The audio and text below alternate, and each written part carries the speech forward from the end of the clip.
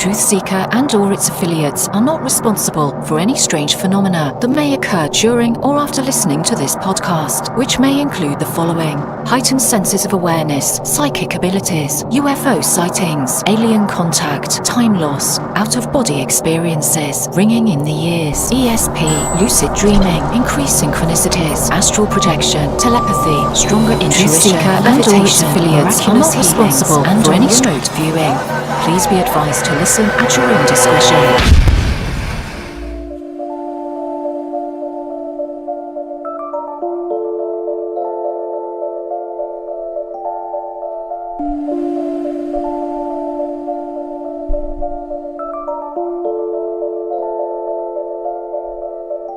Won't you come and take me away? I just wanna be with you. Won't you come and take me away? To a place to walk on troubled seas, faith to stand when I don't believe. I just wanna be with you. Won't you come and take me away. I just wanna be with you. Won't you come? You are now locked into the TruthSeekah podcast. Gargoyles, psychics, everything's ungodly. Dark Savage. Streaming live at TruthSeekah.com. She's not a Christian.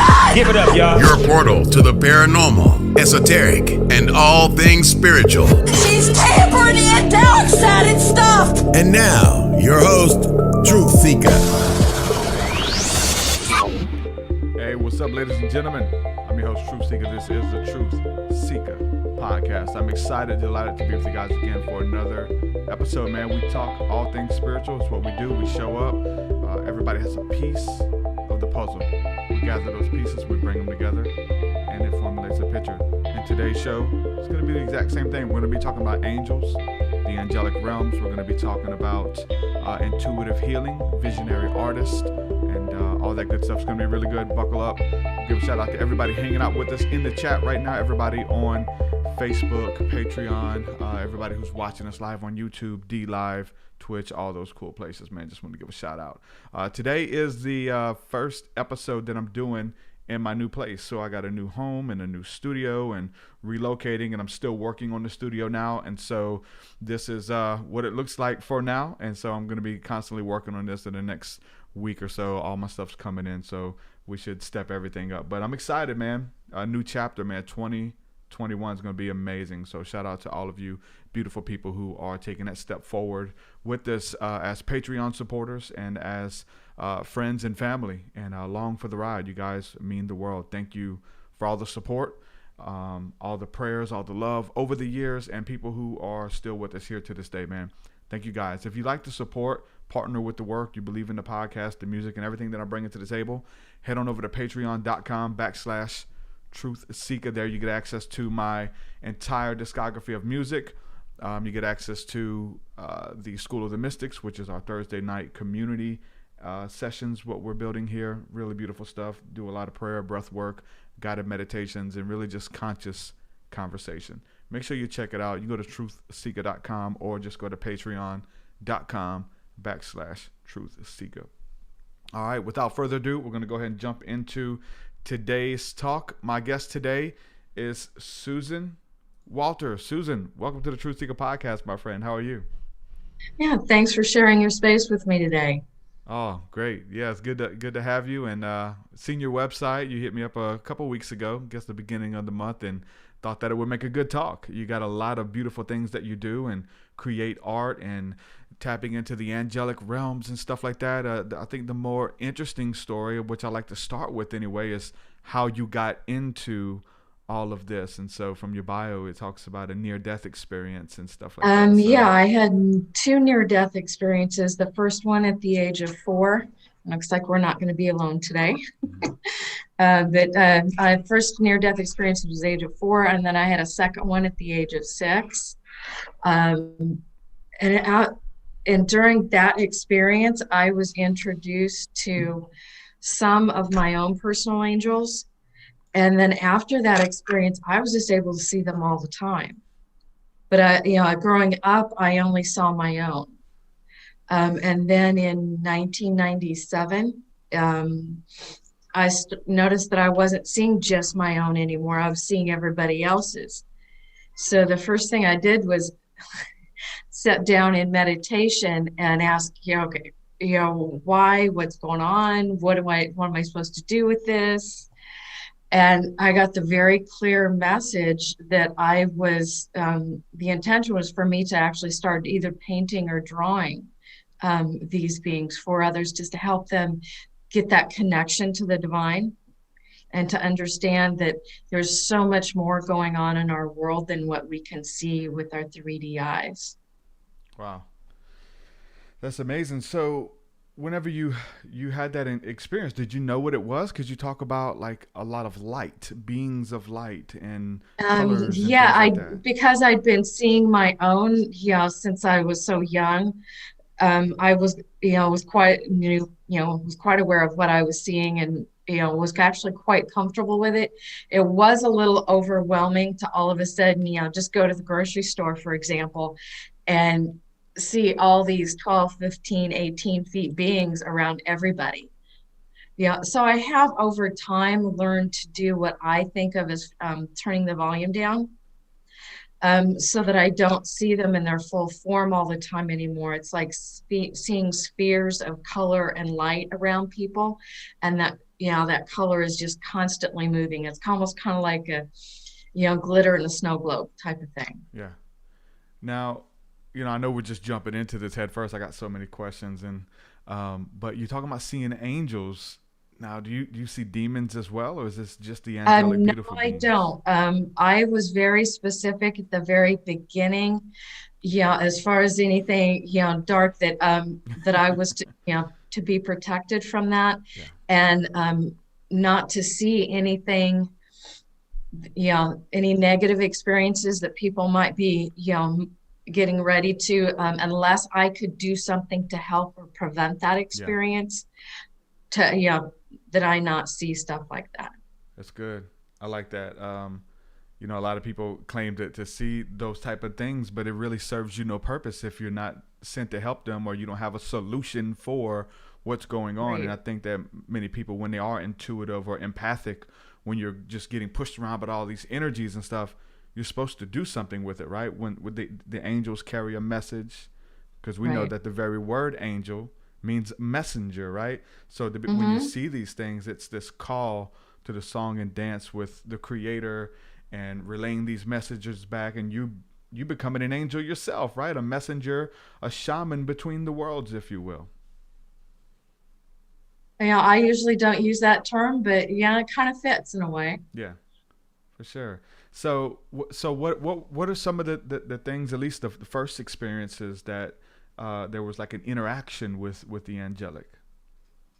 In the near-death experience, my first experience was I was in this massive garden type setting is the best way I can, or park type setting that I can explain it, with these just massive trees that the size of of this time. Of course I was not aware of the redwoods, but it was that size of a tree.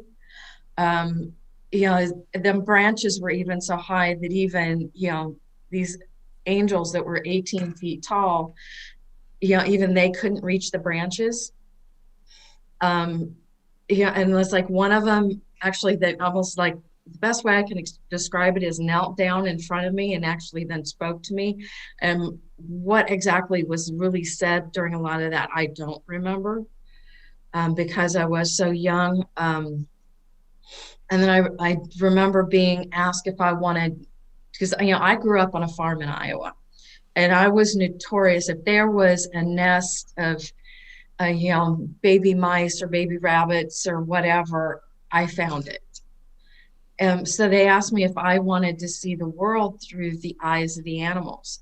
So it's like I spent the time that where my physical body was going through a life-saving surgery, I was kind of, going from one animal to the next, and even ended up in the end, where I was in the ocean when what I believe was a blue whale. And then it was all of a sudden, it wasn't like I wasn't swimming in water anymore. I was swimming in space. And then I was shown where at that moment when my soul and a number of other souls were all created, where I was on my way to the angelic realms. That's where I had decided I was, going to go. And another being pulled me and two other souls aside, and asked us to become what the word that was used was planet creator. I'm still trying to wrap my head around what that actually means. But we were shown what the world would be like if we didn't made that choice to become a planet creator, or if we were to go on to the angelic realms. And I obviously chose to do that. The other two beings, they didn't. They went on to the angelic realms. Wow. It's pretty intense. And so when this happened, when you were the first time you had the near-death experience? That's more from the second one when I was 6. I don't remember as much from the one when I was 4. And so, I guess moving on and trying to communicate or engage with the angelic beings from the other side, was it something that you could do at will, or they were just kind of like the lines were blurred between the realms and you always saw this? How did that work for you? Yeah, it's like it was just always kind of blurred, and I've always been able to see them, with the 3D eyes, not just, and it's kind of like seeing that ray of sunshine coming down between the clouds. Yeah, very, very transparent, very light. Now, it did take some time for me to be able to communicate with them. And some of them still do not speak English with me. They, so some I can understand what they're trying to say. Others, it's more of an impression, because it's like they don't speak English and I don't speak whatever language they're using. So sometimes sometimes still a little bit of a challenge. Some use pictures with me. They'll, give me a flash of kind of like, of a photograph of this, and that sometimes that's helpful too. Yeah.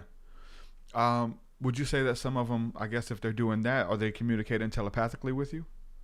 Yes. Mm-hmm. Awesome. So that's interesting. Now, have you ever, because this is something that I'm getting into a little bit. I get those messages too, right? I've been trying to use Google Translate with some of the stuff that I can't translate, and it always comes back as something like, we are here to help humanity. We are here to serve. We have your best interest in mind. We are changing things for the better. Like, it's these weird, like, broken, like, syllables that come through. But when I put them through Google Translate, it comes through usually in another language. And for me, it's usually either Phoenician or Filipino. And it comes through. It's usually the same thing. But have you ever tried that, or maybe No, I haven't. Yeah, I'll have to try that out. That's an excellent idea. Yeah, you would think that, if the angels want to communicate, why don't they just tell you what they're saying? But I will say, like what you're saying, the impression is always there.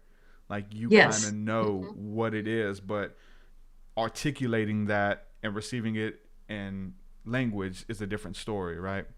Right. So for you, where does art come into play? I'm an artist as well. I mostly, work on music, and I get a lot of these messages, and I put them in embed healing tones and these journeys with the angelic and stuff like that within my music. For you, you're an artist, and you draw pictures and you paint pictures of the angelic and stuff. What does art have to do with the spirit realm and communicating those messages? Because, when you get down to it, everything's really frequency.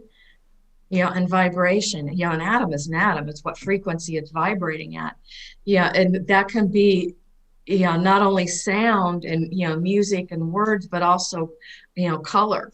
it has a vibration to it as well as a frequency. So it's, using, interpreting it in that way.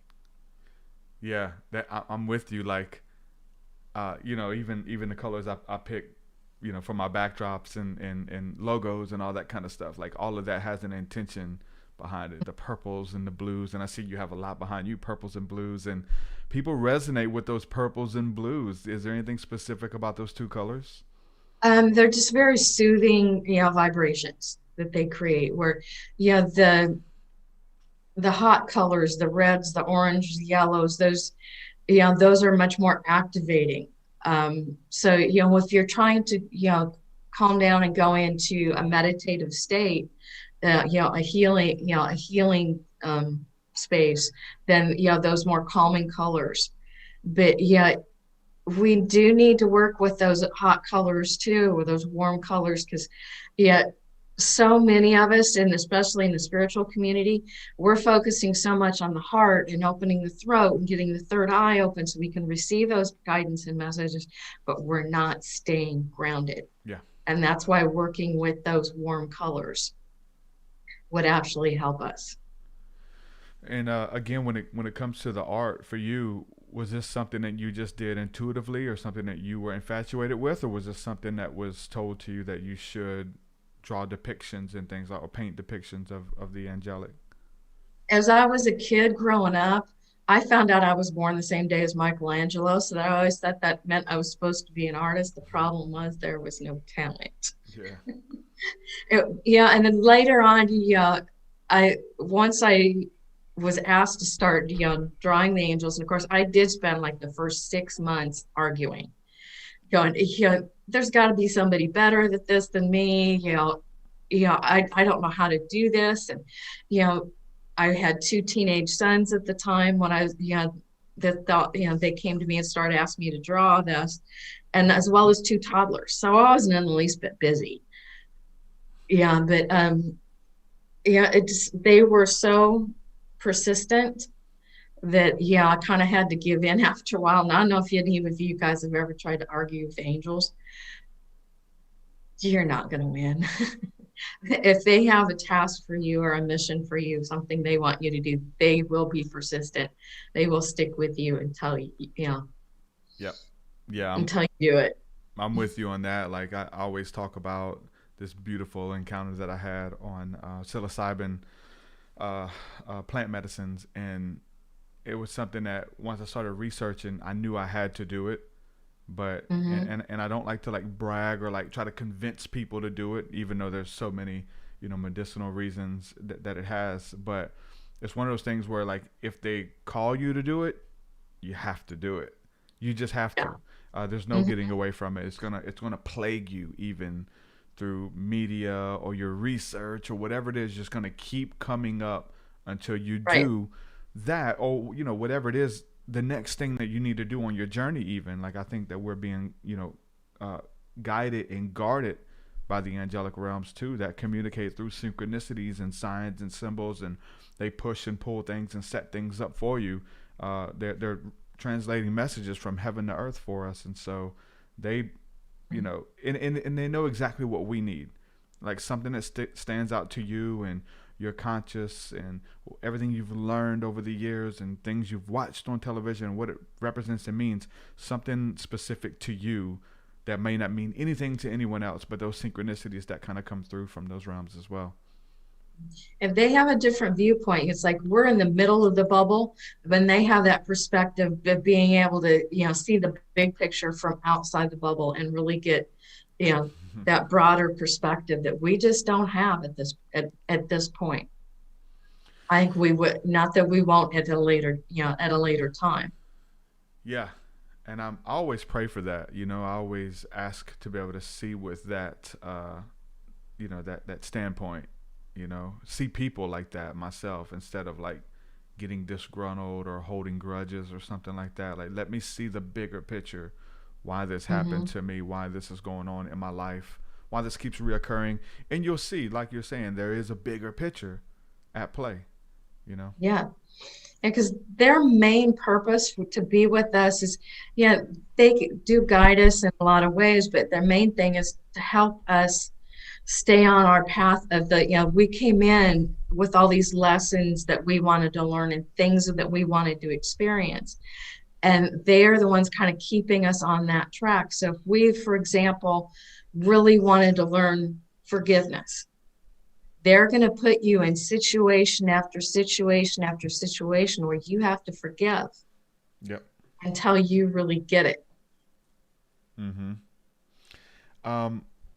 When you do a session with somebody, or you, and you draw their angels, what is it that you're seeing, and what is it that you're drawing? Do you have any examples? I know you have a bunch on your website, but do you have any? Actually, what's over my shoulder here, that's an example of one there. See, and I think there might be, if I just in those other smaller paintings over there, some prints were incorporated into those works. Beautiful. And then the rest of the stuff you see behind me, a lot of that is stuff I see like in meditation or in dream state. What's the purpose of doing that for someone, drawing their angels? Like what happens when you do that? It opens a portal and a connection, and just gives you something to physically look at, to really feel connected to. And after drawing an angel portrait for someone, one of the things I do always tell them is to keep it someplace where they are going to see it every day. Mm-hmm. And it can be used as a open eye meditation tool. And some people just, I've had a couple of people come back to me recently telling me how they, after having a bad day, they'd go and literally just stand or sit in front of the portrait and say something like, "I'm not alone," and just sit there until they really felt that, the presence of their angels around them. Everybody has minimum 3. Wow. And do you get names with this too? Are you able to? I do. That's the last thing that happens. But the names I get are very unusual. Because their real names would take us about 15 to 20 minutes to pronounce. And because we need something shorter than that, they spell for me a piece of it. Yeah. And then the pronunciation is totally up to you. There's no right or wrong. If you want to abbreviate it further, that's okay too. Awesome. Are you getting anything for me? Do you see anything? I always, of course, I see several angels around you. Ooh, at least 9. Wow. And the more you have with you, the more work you have to do. And a lot of times, especially when you have 12 or more, you're really here to help out. We're always all here to help each other and be of service. But particularly when you have 12 or more, then you have what's called a planetary contract, and it's like your main mission and main goal. Things that you're here to accomplish in this lifetime are to be of service to others. Now, what about, so we're doing, a session like this, and, we're on Zoom, we're different parts of the country, and you're picking up on things. Does it have to be a mutual thing, or can you watch TV and see, Trump's angels and things like that when you're watching television shows and actors, and even when they're portraying personas? Does it translate that way too, or is it more of something not usually? I know I can, I have done angel portraits from even from photograph, as long as I could see the eyes. There's something about television I'm not able to I don't know what it is that's different about television and internet. I don't quite understand that, but and maybe it's the focus and the intention of being in that space. But Zoom and everything works good, Zoom works great. I've done it. Actually, I had never done angel portraits through Zoom until March. But I've done many of them since March. Yeah, it's kind of forced to. Yeah, I still do have, a one-on-ones, a few here in Kansas City. But yeah, a majority of what I've been doing since March has all been through Zoom. That's awesome. I want to talk a little bit more about angels here shortly, but what are the Solfeggio Mandala activation guides? What is that? Okay, the Sulfatio frequencies, for those, let's first explain what those are. Those there's 9 sets of 9 frequencies, and these are all very specific Hertz frequencies. And they're all 3-digit numbers, and they all always add up to 3, 6, or 9. I believe it was Nikola Tesla who said if we understood 3, 6, and 9, we'd understand the universe.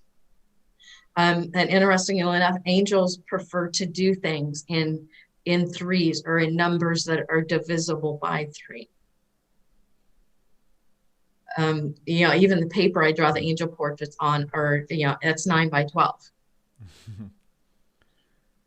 Yeah. But they're very specific Hertz frequencies. They're the frequencies used to sing our universe into existence. Our own sun puts off the frequency, 528, which is one of the earthly Solfeggio frequencies. And it's because when NASA has gone out into space, they have recorded the frequencies or the tones put off by each one of those spheres, by each of the planets, each of the moons. And those all turn out to be Solfeggio frequencies. Yep. Pythagoras. All based on Pythagorean math. Yeah, it's insane when people really figure that stuff out, and it can get really, really, really, really, really complex. But it's very simple too, with just being able to feel the energy or listen to the pleasant tunes, right? You can feel it, make it simple for everyone. Listening to those frequencies, I've created mandalas based on all 81 of those frequencies. So the activation guides are actually just a coloring book where so that can be one way that somebody can work with the energy of the mandalas. And then I've also have meditation decks. So it's essentially a set of cards. Actually, even have one, like right here. Nice. So just another way to work with those mandalas. And so with that, with the art, just looking at the mandalas or some of the different sacred geometric patterns that you kind of see in the other realms and stuff, what do you think that does for us when we gaze into like a mandala or concentrate, or just even the art in general? Do you feel like, you used to talk about a gateway and portals are open, things are unlocked, comes through in your art? Like what else happening with the mandalas?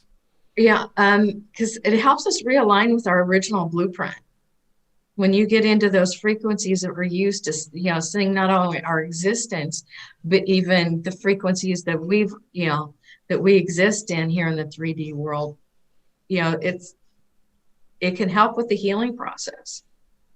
528 has been called not only the frequency of divine love, but it is said to be able to help repair DNA.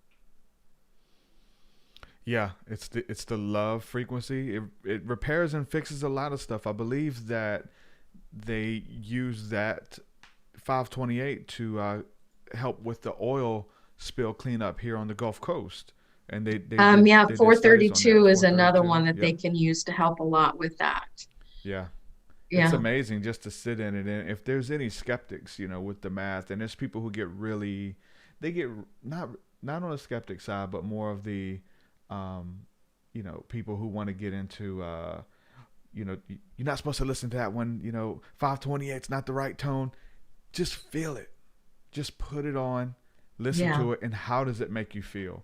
And you can tell. I think that by itself, the fruit of that frequency should tell you, that it's pleasant and it's beautiful and it's healing. And when you focus upon that, let's talk about that with those. Do you listen to those tones to meditate to? Because I feel like, with every spectrum of light, there's a spectrum of sound. Everything's vibrating. That even when you hear those, it's beautiful when you connect everything. The color, right? The color light, smells, even adding aromatherapy to it, and then the sound, do you feel like you can ride those sounds to different realms or frequencies of heaven, or to get healing on a certain thing? Do you feel like if you meditate and tap into that you can leave your body and go somewhere where that sound is connected to or coming from? Most definitely, most definitely. I've even seen some channeled information talking about how some of the different extraterrestrial beings actually use sound as a navigation tool. Yeah, as they move through space, because listening for those different frequencies that they know the different spheres are putting off. Yeah, that's Sorry, awesome. my cats are in the background playing. Yeah, I mean, I think it's connected to the ringing in the ears when you hear that frequency. And I've heard it ever since I was a kid, and they tell you it's a disorder, and we think it's a disorder until we focus in on it, and it can get really, really, really loud. And it's said that you can time travel, that you can leave your body and travel to different realms if you focus on that ringing in your ears. When you get silent, when you get really quiet by yourself, and it just begins to take over. And I think it's the same with a lot of these other tones that we can record or play on a guitar, or crystal chimes, and sound baths and song bowls and all of that stuff. Yeah. Yeah. I know I do this crystal singing bowl meditations as well. And all my bowls are all Solfeggio frequencies. So pleasant. I have one of the pyramid crystals, the crystal pyramids that Yes, you can. I've seen those. And it sounds beautiful, and it vibrates and resonates the whole room. But it feels amazing when you put it over your head and do it. It's in that pyramid shape. It feels like a cone just washing down over your body when you play it. You can literally feel it like washing over you. Feels amazing. Yeah, I've experienced that too. Just a note, if you have one of those, after you hit it, please use your hand to stop the tone before you set it down on the table. Because if it's still ringing and you set it on a table, it's hard. Yeah, they break really easy. You got to be really careful. Yes. They are very beautiful tools, but very delicate tools. Yeah, you got to be real careful with those, because they're not cheap either. No, I got a small one. It cost me like $80, I think, but well worth it for sure. Oh yeah. Take care of your health. Like you pay now or pay later. Go ahead and invest in some of the beautiful God-given technologies that we have here to lift our spirits and cleanse our auras, man. Yes. And protect us from all these different EMF and 5G and all those things too. Speaking of that, when I first started hearing about tones and frequencies, and how there's beautiful, pleasant tones that can help you and make you feel great and do all types of things, heal you. For that to be true, the opposite has to be true as well, right? There has to be these negative tones or notes that scare you and shock you and make you stand on end, and literally that they play a lot of those notes and things in like scary movies and horror movies, and inspirational music will play the beautiful solfeggios, right? They do that for a reason. And when I started hearing about those tones, I remember never feeling the same way about when they do like the emergency broadcast test on the radio. Oh, yeah. And they turn off every radio station, and then they play this bam, bam, bam, and I'm like, I'm turning that off. I don't know what they're trying to send or lull the people or what they're doing, but ever since I was conscious of that, I'm like, no, every time I hear it, I turn it off. I don't want that just singing over me. Yeah, because when you go into, for example, one of those rooms where that are totally padded, where you're going to hear nothing from the outside world, all you're going to hear is what's coming from your own body. You're still going to hear two things. You're going to hear your own heartbeat, and the blood moving through your body. But you're also going to hear your nervous system. Everybody's nervous system puts off a frequency. And that's why some people, don't get along, is because their frequencies totally do not, are not in sync with each other at all. But how you meet somebody sometimes and you just feel very comfortable with them. feel like you've known them for a long time. It's because your frequencies are, aligning. They're vibrating at a similar rate. Yep. Yeah, I've met those people many a times, Mhm. and you feel like you could trust them, really, Yeah. like to stay in your home, and I have. Mhm. That's how it is. So what if other people want to connect with their angels? What is the best way? Is it to book a session with someone? Obviously, if you have someone who's already good at it, they can teach you and they can show you things that you don't know that may take you years to find out on your own. By booking a session with someone, it definitely speeds the process up. I love doing sessions with individuals and just allowing the energy to come through. But if someone wanted to get in touch with the angelic realm, maybe even like a skeptic who, I think most of us start out as skeptics until we have an encounter. Like, how can we facilitate those encounters? Or even should we? Because there's a lot of people who say that you shouldn't try to contact the angelic realms. They're supposed to contact you. It's a God thing. If you're seeking it, you can be deceived. There's a scripture in the Bible that says that Satan masquerades as an angel of light, and they're really quick to throw these things out there. But for someone who wants to engage with those realms for the first time, what's the best way to do that? If you're concerned about being a negative experience, the first thing you want to do then is when any being that contacts you, or when you sit down and try to contact, if you're radiating that love frequency and you're in gratitude and appreciation, a being of negative, has a negative vibration, is not going to be able to set and stay in that. And you can have every right to, first thing you do is, are you here for my best and highest good? And some people would say they would lie to you and say, yes, I am, but they really aren't. I don't think they can. And if if any being starts telling you anything that is negative in any way about you, or or anything else, then they're not there for your best and highest good. Yep. That's good. There's a lot of people, who claim to have dreams and visions from God and things, but it's always doom and gloom and destruction, and it never comes to pass, not literally. But I'd question some of those dreams. I'd question you pointing out a problem without a solution, like we talked about. Like, when you get a message, it's not just pointing a problem just to echo the problem, but it's to get to the bottom of the solution. Right. Mm-hmm. That happens a lot.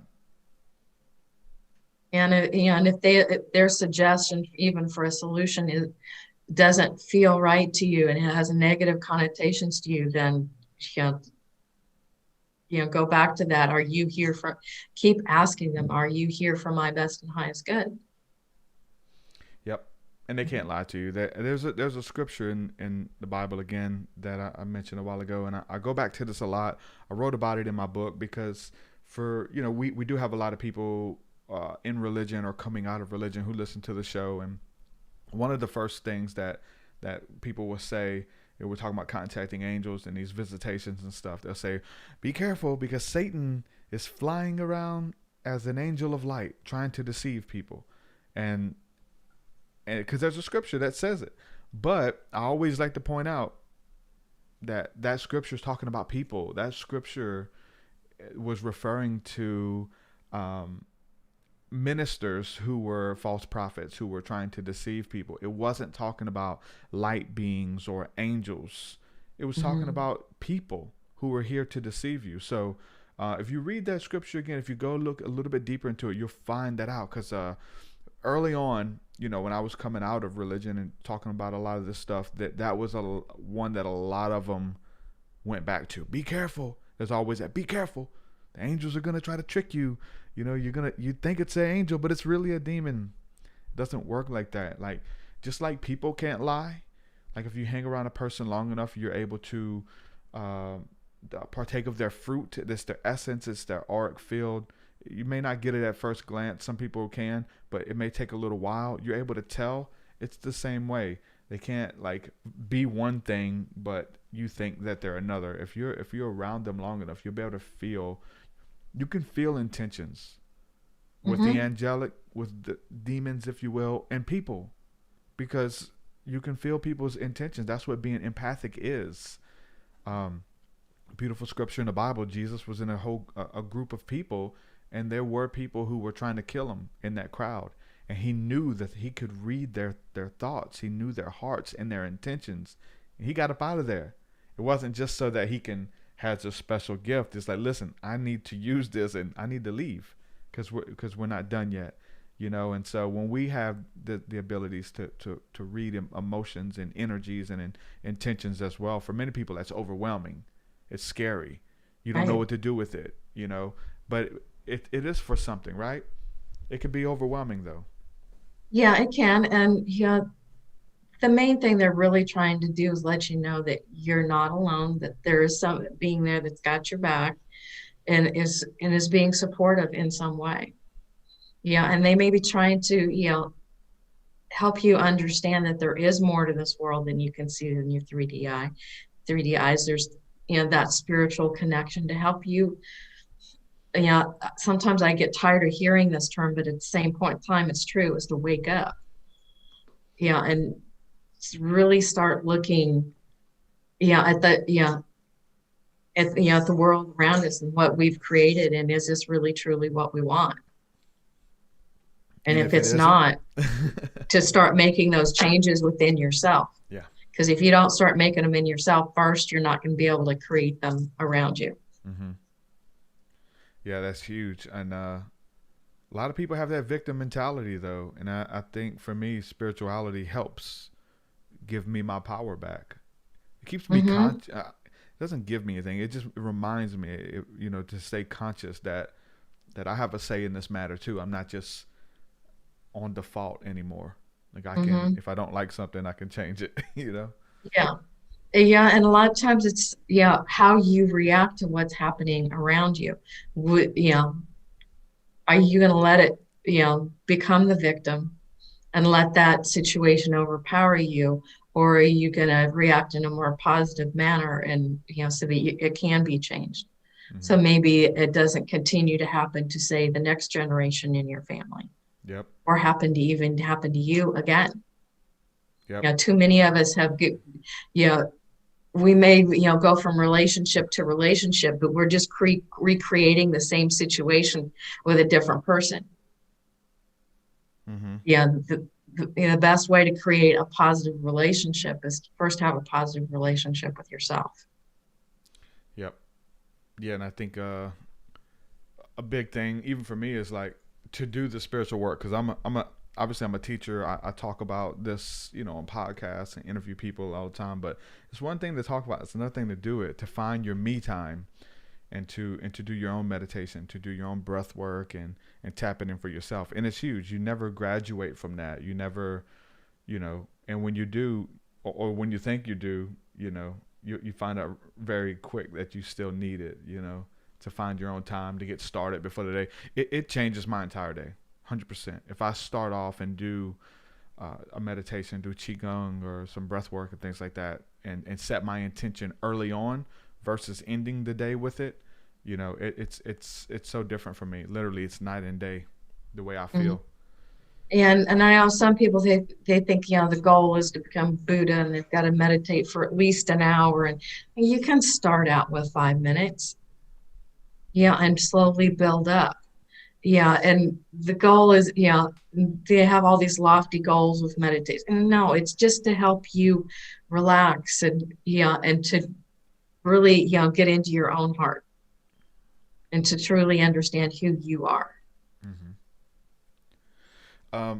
So I guess going back to, I know you just touched on it a little bit, but if somebody wanted to connect with their angels, like what's the best way to do it? Is there, can they position themselves right? I feel like there's things that you can do. You can listen to podcasts like these. You can read books and beautiful music and stuff like that. I feel like all of that kind of like opens you up to creativity, in the mind. Someone texted me yesterday and reminded me of an old post I shared, and it was it was the Lord's Prayer in Aramaic, which is super beautiful. It talks about the cosmos and vibrational frequency. It talks about all of that when you look at it in the original language. It's amazing.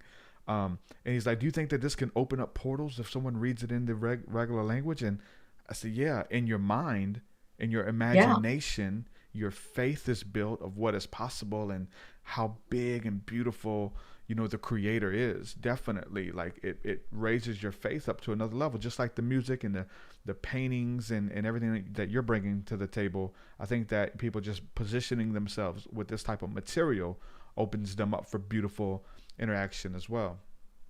Yeah, it's they're energetic portals to it. Yeah. But if you're really wanting to connect with your angels more, meditation is going to be a huge tool, because you can talk to them, but if you don't take the time to listen, and that's really what meditation is taking that time to listen. But they do also use, they like to use numbers, particularly those triple digit numbers. They do use music for messages a lot as well. That random song that comes on Pandora, whatever you happen to be listening to, there can be messages there for you. Just because I know a lot of times, just music can just be playing and you're not really paying attention to what song is on or what the words are, but all of a sudden, for some reason, you hear some certain phrase out of there. It's like, that's probably because there's a message in there for you. Yep. And it happens. I mean, would you consider that a form of synchronicity? Yes, definitely. It's God, the universe, angels, using whatever is in your life, in your surroundings to get your attention. Mm-hmm. It happens. It's so creative, like, because it doesn't mean anything to anyone else, but to you, it's the world. It's like God is real. Like somebody knows what I'm thinking right now. Like it's that, it knows every thought, every frequency that I'm entertaining. Like this consciousness, which is love, knows it and is communicating with me. So let me not just talk back. Pray. Prayer is when you talk to God, and just like you just said, meditation is where God talks to you. And so for me, if we say God, but God opens up the doors for the angels to come through. Those portals and synapses and things that are open, it is the Creator that allows it to happen. So for me, again, like I go through that love portal, which is God is love. That's my religion. God is love. And that opens up to communicate with the beings of love that vibrate at that frequency. That's the standard. I know a lot of people get real caught up with that word prayer, though, and thinking it has to be, very structured and can only happen in a certain way, and you can do it wrong and all this. It's like, no, you can talk to God and your angels just like they were friends. There's been times where, when I was really struggling with things, where I had a journal that all I do is write letters to my angels in that journal. And sometimes it was just like, my day sucked and I'm not getting along with so-and-so at work, and just, letting go of that stuff. And sometimes I would then just tear it out and burn it. It's, we need to release that stuff too. But just talk to your angels like they're friends. Don't get caught up in what, the word prayer. Yeah, prayer. And I've got a whole teaching or a course or something I'm getting ready to do. Like that word is so simple, but so deep at the same time. I will say, did you pray today? Yeah. You know what that means? Like that's it's not just talking, it's the listening part. It is, I think even a huge part that it may be the biggest part of prayer in general is that we're speaking those requests. We're creating them as we speak them. I'm asking for this to happen. So there's this word, a petition prayer. Can you help me do this? And then there's another prayer of what we call releasing prophetically and speaking it out, declaring it. Right now, I call this into my life. I speak blessings. My day is going to open up. Someone is going to listen to this podcast today, and they're going to be blessed. Their lives are going to be changed for the better when they hear this. And so this prayer of this communion with the Creator turns from begging or asking into declaring as a son and daughter who knows who they are, and we get to change and create with the Creator. We are little creators. We're made in the image and a likeness of a creator God, if you will. And we do the same thing. We create, we bless, we build up, we tear down. We're good at it. It's what we do. And so when you're conscious of it, then you can play. Then you can communicate with the angelic and ask for, facilitate those for other people. Like, it has to be real to you first, though. Again, that's the quiet time. That is, like I mentioned, your time of you're doing your qigong, of you're doing your meditation, your breath work. If you don't believe it, ain't no reason to teach other people to believe. Trying to get other people to believe it if it doesn't work for you.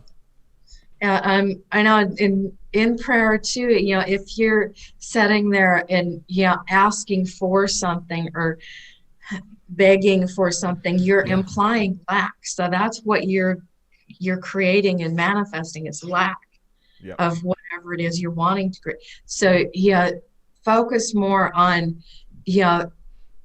thanking the Creator for bringing that energy to you, and thinking about what it's going to feel like whenever it is you actually have whatever it is, that new job or whatever you're wanting to create in your life, what it's going to feel like when it's there.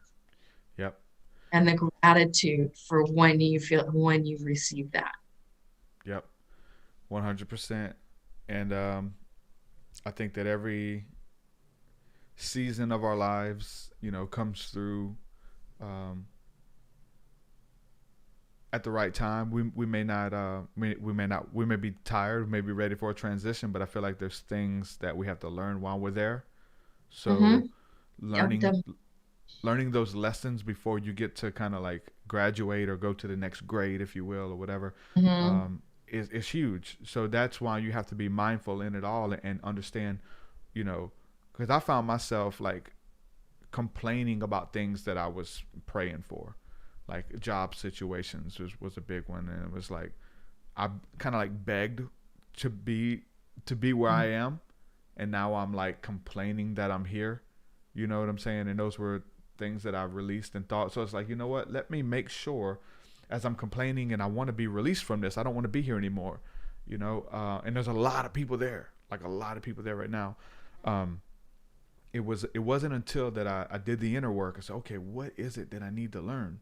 Let me make sure, because I'm not going to be released from this or go to the next job or the next level or whatever that's supposed to look like until I've learned everything that I need to learn while I'm here. And then again, we're talking about the Creator who knows all of your thoughts, all of your intentions, all of your motives, knows that, okay, you finally got it. A little bit longer. As long as you get it, boom. And then you find out what opens up next for you, And sometimes what we think we want is really not what's in our best and highest good. Yeah. There can also be situations, particularly in the job scenario, that maybe that job that you're wanting hasn't been created yet. So there's a timing issue that not only do you need to be ready for it, but it needs to be ready for you. Yeah. Yep. And I'm thankful for that now. We get impatient. We want stuff now, but like, if I look at like this podcast, it's a perfect example for me. And just the level that it's reached over the years and reaching new people and a bigger platform and stuff like that.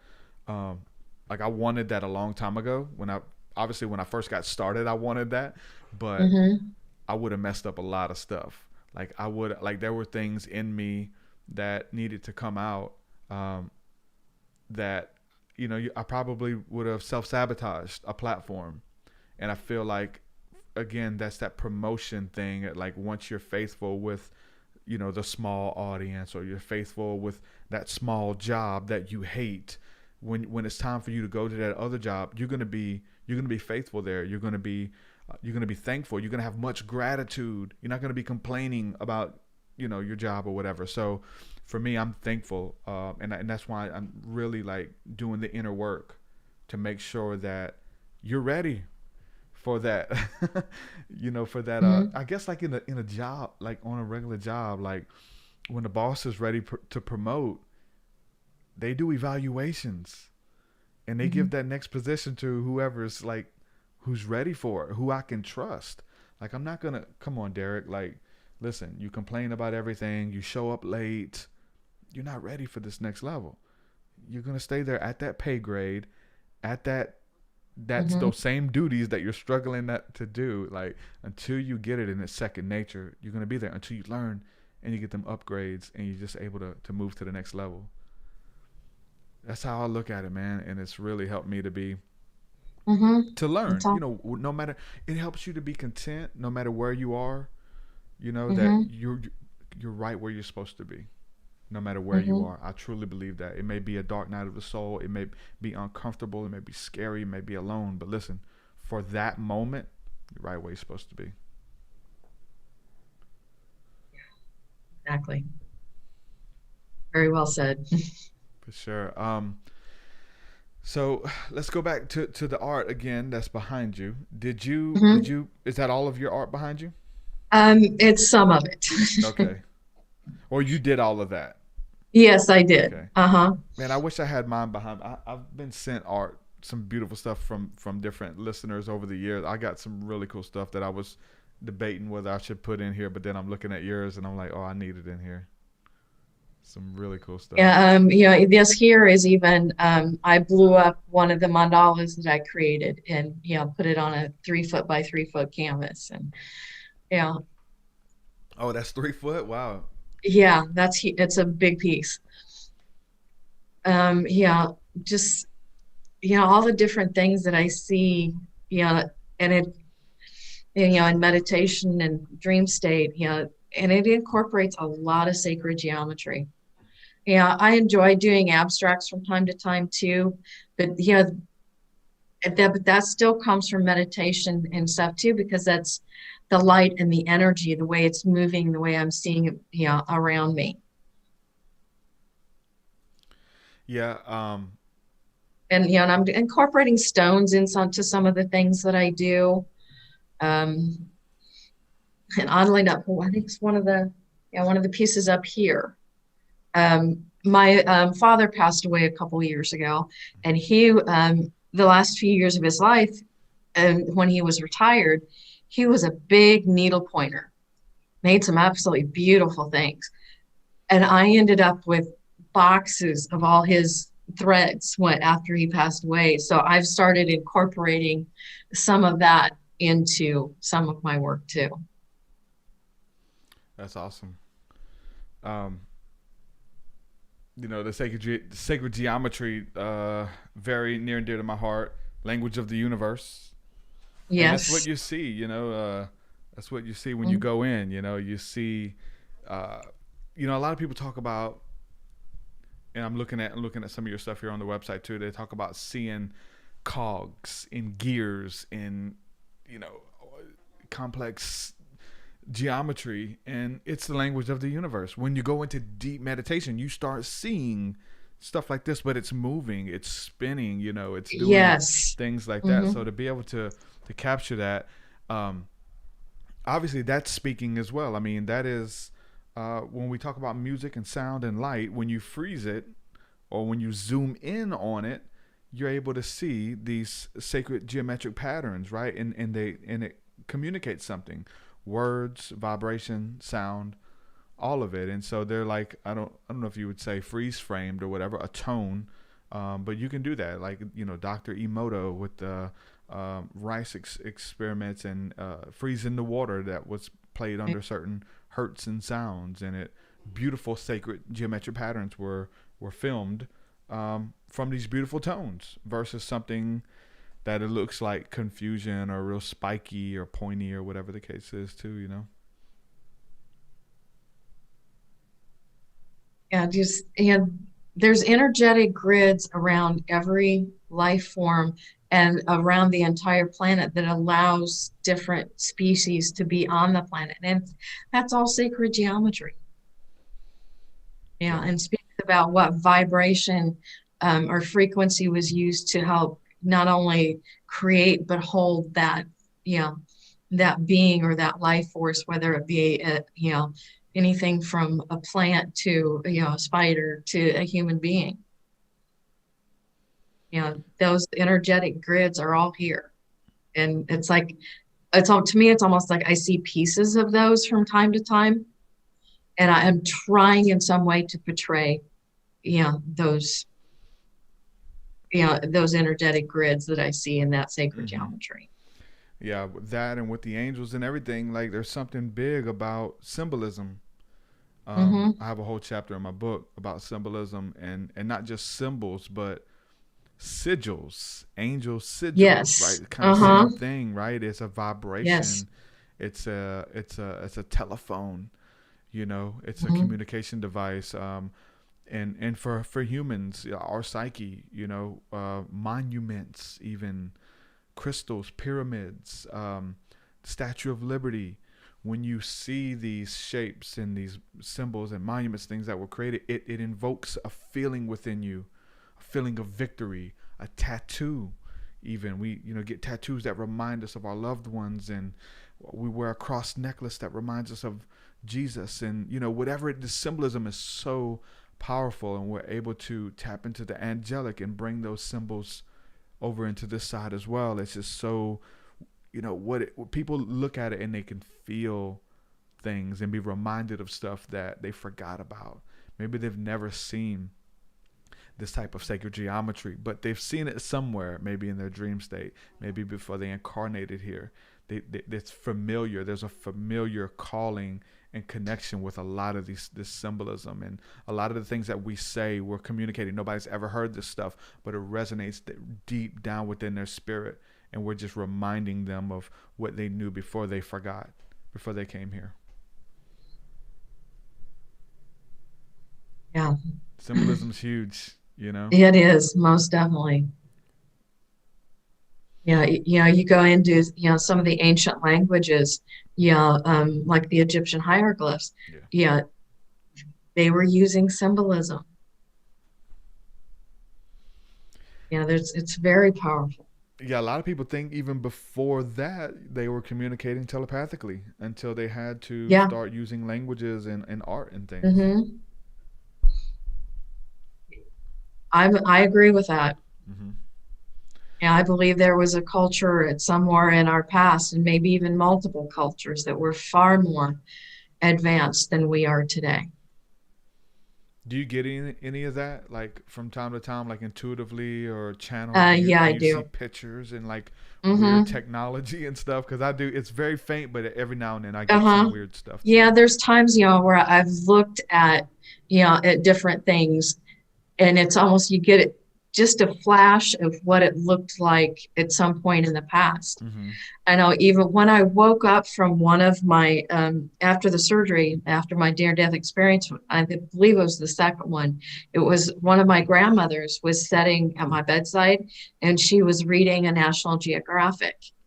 And on the cover was the Giza Plateau, which I don't remember ever had seen a picture of it before that time. And my grandmother didn't even know I was awake yet. And I said, well, where's the rest of them?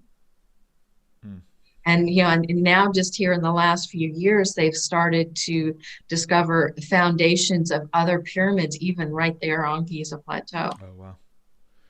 Yeah. Or the ones popping up all over the world. Oh, yeah.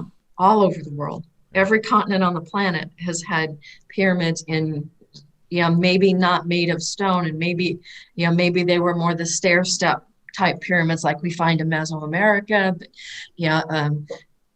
just a few hours from me in St. Louis, there's some place they call Cahokia. There was an earthwork there, a pyramidal shape that just made with dirt. Yeah, so these structures are all over the world. What do you think? And they are not all on the surface. There are pyramids and things buried in different places still too. What do you think that they're for? Channeling energy and. I think that it was part of a network that was used to create for communication, but also even for using the energy of the planet instead of this electrical grid that we use today. I think it was a power grid that helped power the planet in a natural way that worked with the planet. Yeah, we still use, the earth for electricity, especially with grounding. Like, you have to ground your electricity. So there's that earth, that natural technology that comes from the earth that I think and I think that's part of what Nikolai Tesla was probably tapping into, is some of that knowledge, from the past. And he even said himself that a lot of the information he said he was getting it from ETs, is what he said. Yeah. Yeah, that's really But wild. could it have been someone from a past or future civilization as well? That's very possible too. That's what we'd call them, Yeah, Even after they because told they us don't. what Maybe they we don't would look still call exactly like we do anymore. Yeah. We'd still call them ETs. No, I'm not an ET. Yeah. I'm I'm you. We're just really evolved. And no, it's an alien. People are weird, but man, Susan, I enjoyed this conversation, and your art is amazing, and everything that you bring to your table. You've got MP3 downloads and guided meditations and singing bowls and all that stuff. If somebody wants to check out your art and do a session with you and check out all your stuff, where's the best place for them to find out about your work at? I do have a website, SusanWalterArt.com. And I'm also on Facebook and Instagram. And I do have a small channel on YouTube myself. I don't do near as much as you do, but I have a few roundtables that I do with some other ladies that are really fun. But you can always find me just Susan Walter Art on all those channels as well. SusanWalterArt.com. Yeah, a bunch of beautiful. Yeah, and the big thing, most people will try and put an S behind the Walter. Yeah, they do. I tried to do it too. Yeah, so hold on. There's plenty of S's in my first name. I don't need any in my last name. There you go. Well, Susan, thanks for coming on, hanging out with me. Really enjoyed it, and we'll have to do it again. I'd love to have you back on. Yeah, that'd be fun. So thank you very much. Thanks everybody for listening. All right. Thank you, my friend. Many blessings. Susan Walter, ladies and gentlemen. Not Walters. Susan Walter. Good stuff. Enjoyed the talk. Really did. Man, shout out to everybody hanging out with us. Hope y'all did too.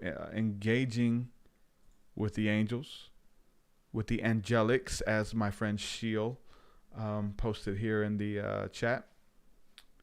Engaging with the angels.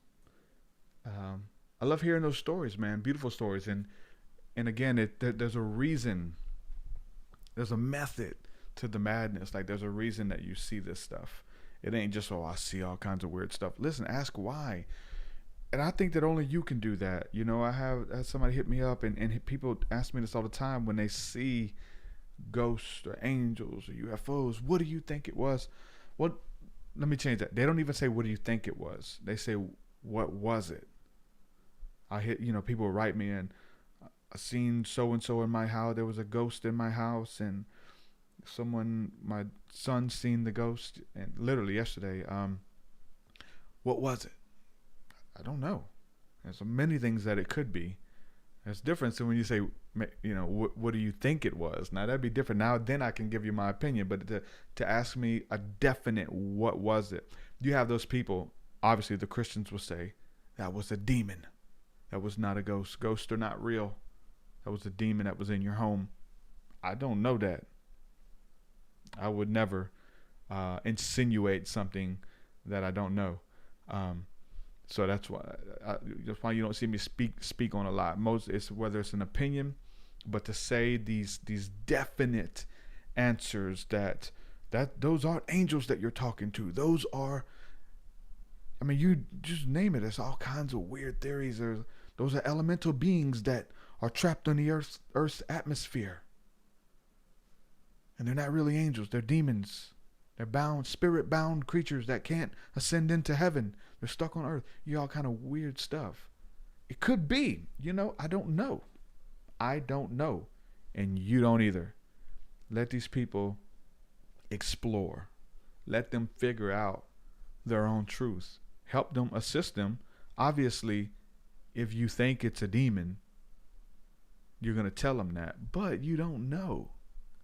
You don't know that that's a demon, sir. You don't. You think it is, but you can't say for sure. You cannot. Such is life. Such is reality. Such is this existence. It's beautiful. It's ever evolving. It's changing. We don't have it all figured out. None of us do. And that's the problem with religion. Again, having to give answers and give explanations and reasons for things that you don't understand, or you have to act like you do. Listen, let these people talk to somebody who is a little bit more qualified or has a little bit more information or experience with this type of understanding or whatever it is. You don't have to give an opinion on everything. You don't have to act like a know-it-all. So I don't know who that's for. This may be a gentle rebuke, but we don't know, man. But I think that's the beauty. Obviously, people are going to come to someone who talks about this stuff openly, right? What was it? What was it? So maybe it's even, they look up to you, not look up to you, but you seem to be an authority figure on it. I've casted out several demons. It's a demon, But people come to you because maybe they don't want to do the work. Obviously, if they wanted to do the work, they would do it themselves. You wouldn't need you. They wouldn't need you. They wouldn't need your opinion. But I mean, that should be the goal for you. You listen. You're the only one who can do the work. You can have anybody come to you and tell you, that's a spirit. There's a deceased loved one masquerading as an angel of light. We need to help him cross over. Listen, I don't know, but I feel like you can find out. Especially if you had the experience, if you, I'm sure I could find out too, and everyone could find out. But it's for you. They came to you. They didn't show up to me. I've had other things show up to me. That's for me. You may never see the things I've saw. You may have. That's the cool part. I like it when we do. I may not know what you're talking about, but just because I don't know doesn't mean it's not real. Doesn't mean that it's not special. Doesn't mean that it's not good or evil, for that matter. I don't know. Everything is subjective. That's for damn sure. That's for certain. Everything is subjective. Like, to your experience, to your encounter, to your consciousness, to your psyche, to your imagination, to the movies that you've watched, the Bible, everything is. It's relative to you. One man's trash is another man's treasure. That's relative. It's subjective to you, to your experiences, to what you believe. Well, don't you believe in truth? Yeah, I believe in truth. But, how many of our truths have changed over the years? So if it's truth, it's constant. It doesn't change, right? It's a law. But your opinion isn't truth, my friend. It's your interpretation. It's your opinion. Always be open. Always be ready to evolve and ascend. How long are you going to stay there? But if it's working for you, do it. Again, if it's helping you be a good person, a better father, a better friend, a better employee, man, keep it up. Whatever it is that you believe, whatever it is that's working for you. If it's working, don't change it. If it's not broke, don't fix it. But for the seeker, there is no, there is contentment, but there is always, we're ever searching and ever evolving and ever coming to the knowledge of the truth. And that's the beauty of it. It's the song and dance with all creation. And we're invited to the dance. I heard, again, your psyche, what it means. I remember somebody was listening to a comedy podcast yesterday, and the guy was saying they never got invited to the Sadie Hawkins dance. They never, like in middle school or high school, they never got invited to the dance. Well, this is the creator inviting you to the dance, to the song and dance of divinity with God and with all creation, with all the angels, with all the fairies, with all the imps, with all the demons, with all the devils, with all the people, with all the personas, everything. And it's beautiful. In the madness, there's beauty in it. In the mayhem, all of it. Hope you're having fun. Buckle up. It's very fun. It's serious for a lot of people. Scary for a lot of people. But we got to put ourselves out there. Tell your story. Let your freak flag fly. Whatever it is. Be yourself. Be who God called you to be. Don't be me. Be yourself. Ooh. I'm hungry. All right, y'all. I'm going to jump off of here. If you're watching this, this is my new studio. How's the sound? Is it echoey? I gotta work on soundproofing this a little bit. Getting some stuff in here. We're just going to continue to evolve. And I'm excited. We're excited. With that, I'm going to say peace and shalom. Love you guys. Hey to the chat. I see all you guys. Deborah, Richie, Jose, Lorraine, Vanya, Home Sauce, Flying Penguins, Martin, Sheil, Stephanie, CeeLo, all of you beautiful souls, Gothic Mystic, Luis, Cody, shout out to everybody, Roy, love you guys. And with that, I'm going to say peace and shalom. We'll talk to you guys very soon. Thursday, we got another show lined up. Some really cool guests coming on. Excited for 2021, man. Buckle up. David McHenry says, I'm here too, fool. Hey, man, don't call me no fool. A fool has said in their heart that there is no God. I'm not a fool. Don't you ever call me that. That was one of the biggest, what would you say, like cut downs or whatever, or like one of the most derogatory statements that you can call someone in the scriptures as a fool. I know you don't mean that, but, food for thought in the scriptures. But now we call each other fool as friends. Man, fool, you tripping. That fool tripping, man. Even your best friends, you call them fool. But that was one of the most derogatory things that you can call somebody in the Bible. Love you guys. We'll hang out. Peace, peace. We'll do it again. Shalom. Your way so much higher than mine. So much higher than mine. You're so much deeper than mine. So much deeper than mine. Well, that does it for this episode, folks. To hear more episodes of the TruthSeekah podcast, head over to TruthSeekah.com. And if you're wanting to support the show and get rewards, go to our Patreon page at patreon.com/TruthSeekah.